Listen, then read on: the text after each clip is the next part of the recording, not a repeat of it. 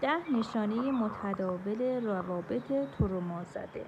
1. توجیه کردن سوء رفتار بد را توجیه می‌کنی، اون رو نادیده می‌گیری. 2.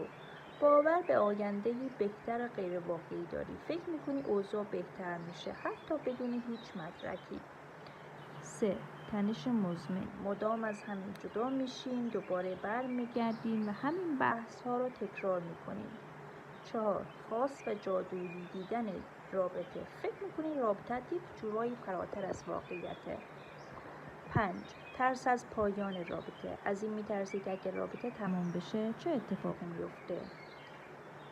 6. تأمین همه نیازها، حس می‌کنی باید تمام نیازهای طرف مقابل رو برطرف کنی. 7.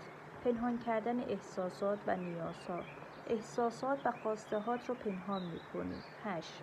توجیه رابطه برای دیگران، وقتی با دیگران صحبت می‌کنی برای رابطه توجیه میاری یا جنبه‌های سمیش رو پنهان می‌کنی. 9. احساس ترحم و گناه بابت افکار منفی، برای افکار منفی نسبت به رابطه احساس گناه و ترحم می‌کنی. 10. ترس از درگیری، از هر نوع بحث و اختلاف نظر می‌ترسی.